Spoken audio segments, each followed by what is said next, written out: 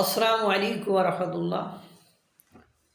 কখন যে কি মানে কখন যে কে কি গেম খেলছে এটা বোঝা বড় দুষ্কর।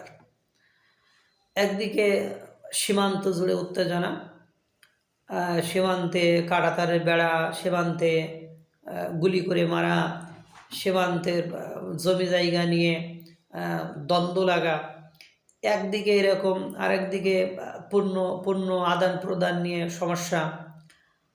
তারপরে দুই দেশের রাজনীতিবিদদের ভেতরে কথা চালাচালি, তারপরে বিভিন্ন ইস্যুজ নিয়ে অভিযোগ এরকম চলছে। এবং বর্তমান অন্তর্বর্তীকালীন সরকারের ভারতের সাথে যে সম্পর্ক সাপে নেউলে পর্যায়ে চলে গিয়েছে সেটা সকলে স্পষ্ট বুঝতে পারছে। এবং ভারতের কে সাইড করে দিয়ে বাংলাদেশ বর্তমানে চীন এবং পাকিস্তানের সাথে সুসম্পর্ক স্থাপন করার চেষ্টা করছে বা সুসম্পর্কের দিকে আগাচ্ছে, সেটাও সুস্পষ্ট বোঝা যাচ্ছে। এই মুহূর্তে ভারতের প্রধানমন্ত্রী নরেন্দ্র মোদী, যেটা আমরা জানি বছরের শুরুতেই নববর্ষের শুভেচ্ছা জানাই, সেখানে আজ এতদিন পরে গতকালকে ভারতের প্রধানমন্ত্রী নরেন্দ্র মোদী বাংলাদেশের প্রধান উপদেষ্টা ডক্টর মোহাম্মদ ইউনূসকে নববর্ষের শুভেচ্ছা জানিয়েছে।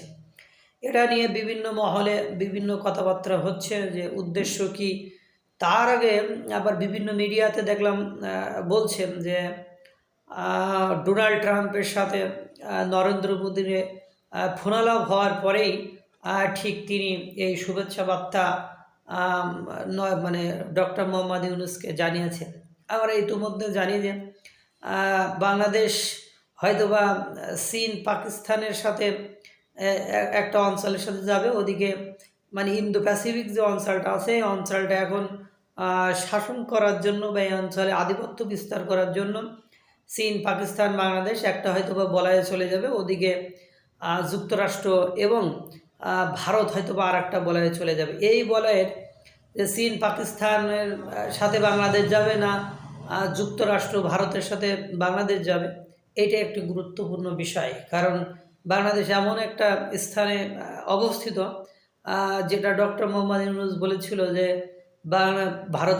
ভারতের যদি আপনার চিত্র আঁকতে হয় তাহলে বাংলাদেশকে বাদ দিয়ে ভারতের ভূখণ্ডে চিত্র আঁকা যায় না সেক্ষেত্রে। এবং পাশাপাশি আমাদের সেন্ট মার্টিন বঙ্গোপসাগর, এটা বিশ্বের যে কোনো দেশের জন্য বা এশিয়া মহাদেশের জন্য একটি গুরুত্বপূর্ণ অঞ্চল।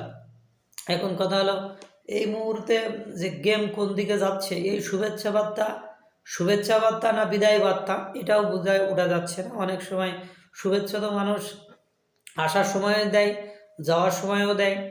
আবার বর্তমান বাংলাদেশের যে পরিবেশ পরিস্থিতি, প্রত্যেকটা সেক্টরে, সেটা গার্মেন্টস সেক্টরে হোক বা কর্মচারী কর্মকর্তা বা বিভিন্ন প্রকার বেকারত্ব, অর্থনৈতিক সমস্যা, অভ্যন্তরীণ সমস্যা, রাজনৈতিক সমস্যা প্রকট থেকে প্রকট বড় আরও বেশি তীব্রতর হচ্ছে, যেটা বাংলাদেশের জন্য খুব বেশি সুখকর হবে না। এই মুহূর্তে নরেন্দ্র মোদীর এতদিন পরে শুভেচ্ছা বার্তা আসলে কি শুভেচ্ছা নাকি এদেশের জন্য ক্ষতিকর, সেটা বুঝে ওঠা কঠিন। আল্লাহ তাআলা সকলকে ভালো রাখুক, সুস্থ রাখুক। আসসালামু আলাইকুম ওয়া রাহমাতুল্লাহ।